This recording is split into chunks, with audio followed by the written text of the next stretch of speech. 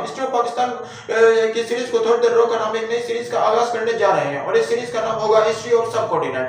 इसमें में भी आपको बहुत कुछ सीखने, जानने और समझने का मौका मिलेगा, इसलिए शुरू करते हैं। हिस्ट्री ऑफ सब कॉन्टिनेंट का आगाज 1857 में मुगल बादशाह बहादुर शाह जफर और अंग्रेजों की लड़ाई से होता है, जिसे द रिवोल्ट ऑफ इंडिया भी कहा जाता है। 1857 तक आते आते मुगलिया सल्तनत पहले ही बहुत ज्यादा कमजोर हो चुकी थी, जिसकी वजह से 1857 में होने वाली जंग में बहादुर शाह जफर अंग्रेजों के खिलाफ हार सामना करना पड़ता है। लेकिन इस जंग में बहादुर शाह जफर बिल्कुल अकेले ही नहीं थे, उनके पीछे आवाम का एक जमे गंभीर था जो उनके इशारे पर अंग्रेजों के सामने कट बढ़ने को तैयार थे। लेकिन बहादुर शाह जफर बड़े सगीर में और खून खराबा नहीं देख सकते थे, इसलिए उन्होंने हार मान ली और बड़े सगीर को अंग्रेजों के सुपुर्द कर दिया।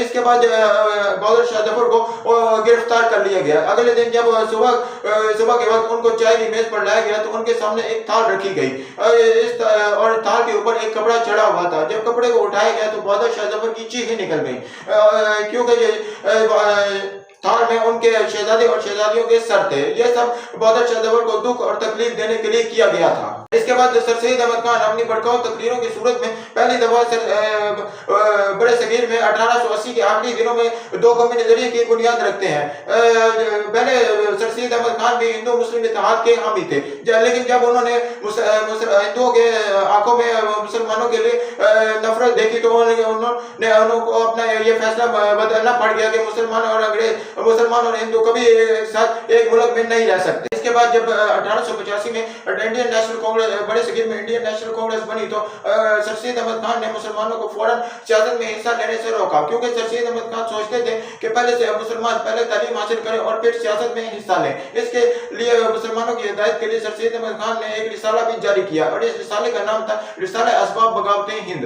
इसके बाद सर सैयद अहमद खान ने मुसलमानों की तालीम के लिए भी बहुत से इकदाम भी किए और इसमें से सर सैयद अहमद खान ने मुसलमानों के लिए 1864 में एक साइंटिफिक सोसाइटी भी बनवाई। इसके बाद 1905 में तकसीम बंगाल का ऐलान भी हो गया, क्योंकि बंगाल का सूबा बड़े सगीर में बहुत बड़ा था, और इस सूबे को अंग्रेजों के लिए संभालना मुश्किल का बायस बन रहा था। इसलिए 1905 में इसको तकसीम करने का ऐलान कर दिया गया। लेकिन वो कौन सा सानिया हुआ जिसकी वजह से अंग्रेजों को अपना ये ऐलान वापस लेना पड़ा और मुस्लिम लीग का क़याम कैसे अमल में आया, ये सब हम आपको बताएंगे अगली केस में। अगर आपको ये हमारी सीरीज पसंद आ रही है तो हमारे चैनल को लाइक सब्सक्राइब करना ना भूलें। बहुत शुक्रिया।